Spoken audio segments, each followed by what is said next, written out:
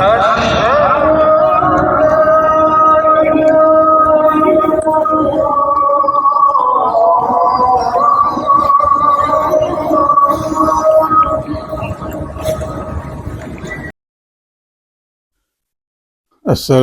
علیکم ورحمۃ اللہ وبرکاتہ۔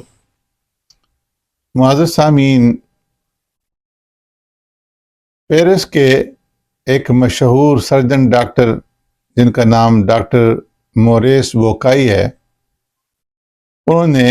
ایک کتاب لکھی ہے التوراۃ والانجیل والقرآن والعلم۔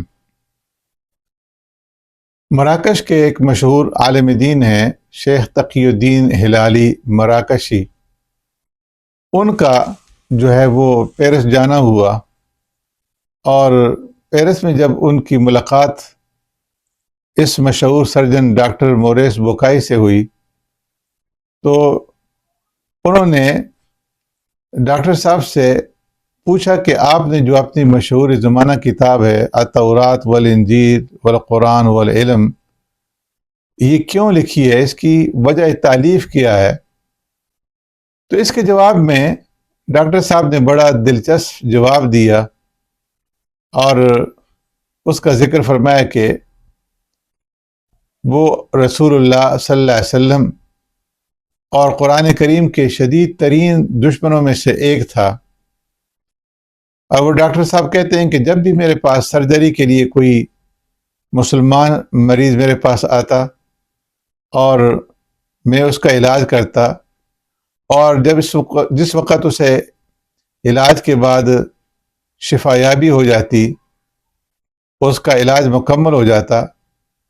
تو اس کے شفا یاب ہو جانے اور علاج مکمل ہونے کے بعد میں اس سے پوچھتا تھا کہ قرآن کے بارے میں تمہارا کیا خیال ہے؟ کیا اسے اللہ نے محمد صلی اللہ علیہ وسلم پر نازل کیا ہے یا وہ محمد صلی اللہ علیہ وسلم کا کلام ہے؟ اور انہوں نے غلط طور پر اللہ کی طرف اسے منسوب کر دیا ہے۔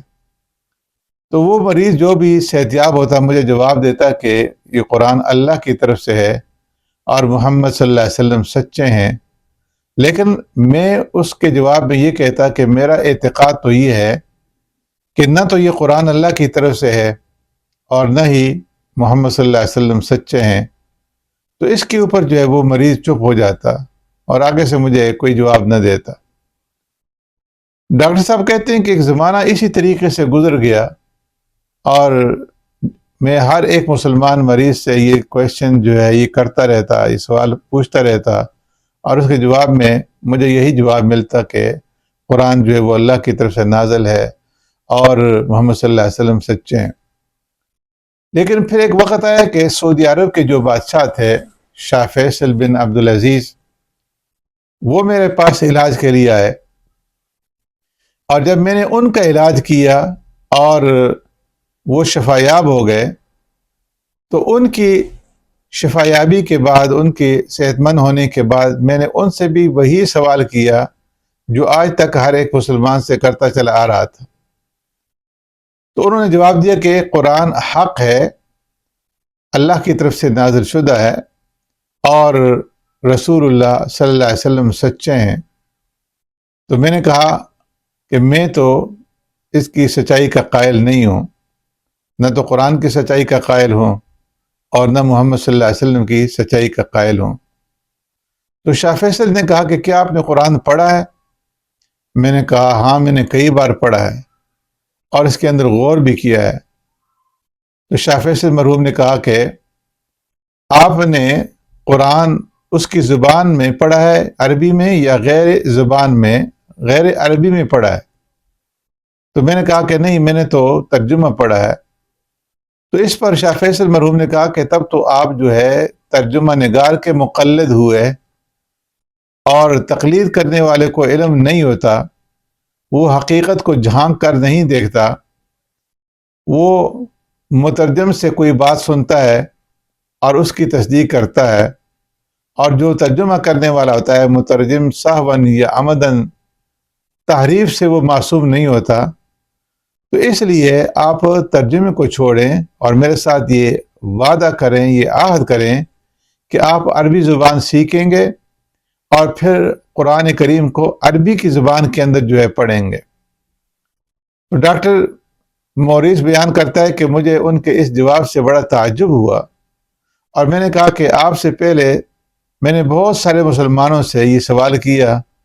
مگر آج جو جواب آپ نے دیا اس سے پہلے مجھے کسی نے اس طرح کا جواب نہیں دیا۔ پھر میں نے اپنا ہاتھ اس کے ہاتھ میں دے کر کے ان سے یہ وعدہ کیا، یہ عہد کیا کہ اب قرآن کریم اور محمد صلی اللہ علیہ وسلم کے بارے میں کوئی گفتگو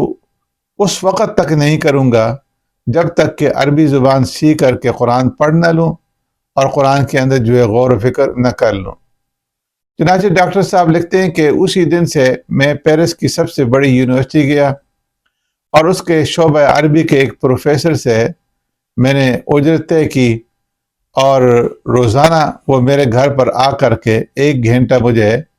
عربی سکھاتے تھے۔ اور ان سے میں نے کہا کہ آپ جو ہے ہر دن میرے پاس آئیں، اور اتوار کا دن جو چھٹی کا دن ہوتا ہے آپ اس دن بھی چھٹی نہیں کریں گے، بلکہ ہفتے کے 7 دن جو ہے آپ نے میرے پاس آنا ہے اور آ کر کے مجھے عربی کی تعلیم دینی ہے۔ چنانچہ اس طریقے سے 2 سال تک میرا یہ معمول رہا، اور کوئی گھنٹہ میں نے نہ چھوڑا کہ میں نے ان سے سبق نہ لیا ہو، اور اس طریقے سے میں نے 730 سبق ان سے لیے اور قرآن غور سے پڑھا۔ تو پھر میں نے جب قرآن کے اندر غور و فکر کیا اور قرآن کو عربی زبان میں پڑھا تو میں اس نتیجے کے اوپر پہنچا کہ قرآن ہی وہ تنہا کتاب ہے کہ جس کے بارے میں علوم عصریہ سے آگاہ اور واقف کار شخص یہ اعتقاد رکھنے پر مجبور ہے کہ وہ منزل من اللہ رب العزت کی طرف سے نازل کردہ ہے، نہ اس میں ایک حرف زائد ہے اور نہ کم۔ اور رہے تورات اور 4 جو اناجیل ہیں، اناجیل اربع، تو ان میں تو اس قدر کثرت کے ساتھ جھوٹ ہے کہ کوئی عصری عالم ان کی تصدیق نہیں کر سکتا۔ شیخ ہلالی سے ڈاکٹر موریس کی گفتگو کا ایسا جو ہے یہاں پہ ختم ہوتا ہے، جس سے ان کی کتاب کی وجہ تالیف معلوم ہوتی ہے، اور یہ ظاہر ہوتا ہے کہ شاہ فیصل شہید مرحوم جو ایک مریض کی حیثیت سے ڈاکٹر کے پاس پہنچے تھے، اور اللہ کے فضل سے انہوں نے ڈاکٹر صاحب سے جسمانی شفا یابی حاصل کرنے کے بعد اس کے ساتھ اپنی مومنانہ فراست سے ڈاکٹر صاحب کے لیے وہ روحانی شفا کا ذریعہ بنے، اور بلا شبہ روحانی شفا جسمانی شفا سے کہیں زیادہ افضل ہے۔ اللہ تبارک و تعالیٰ نے ڈاکٹر صاحب کو جو ہے اسلام قبول کرنے کی توفیق عطا فرمائی۔ تو آج بھی دنیا کے اندر ڈاکٹر موریس جیسے بہت سارے لوگ جو ہیں وہ حقیقت کے متلاشی ہیں۔ کاش مومنانہ فراست اور حکمت کے ساتھ اگر انہیں دعوت دی جائے تو وہ اسلام کی حقیقت کو پا لیتے، اور ان کے دن و رات اس یقین کے ساتھ گزرتے کہ قرآن اللہ کی آخری اور سچی کتاب ہے، اور محمد صلی اللہ علیہ وسلم اللہ کے آخری اور سچے نبی ہیں۔ ان 2 حقیقتوں کو پانا گویا دنیا کی سب سے بڑی حقیقت کو پا لینا ہے۔ اس واقعے سے ہمیں یہ سبق ملتا ہے کہ جو لوگ صرف ترجمے کے اوپر اکتفا کرتے ہیں وہ قرآن کریم کی حقیقت کو نہیں پا سکتے۔ تو اس لیے اگر قرآن کو صحیح معنی میں سمجھنا ہے تو اس کے لیے پھر ضروری ہے کہ انسان عربی زبان سیکھ کر کے عربی کے اندر قرآن کریم جو ہے وہ پڑھے اور اس کے اندر غور و فکر کرے اور قرآن کریم کو سمجھ کر کے پڑھے، تو اس کے لیے جو ہے وہ دنیا اور آخرت کی نجات ہے، اور صحیح راستہ صراط مستقیم اس کے سامنے جو ہے وہ پوری طریقے سے واشگاف ہو جائے گا۔ اللہ تبارک و تعالی ہمیں صحیح معنی میں قرآن کریم کا عامل بنائے۔ سبحانک اللہم بحمدک، نشہد ان لا الہ الا انت، نستغفرک و نتوب الیک۔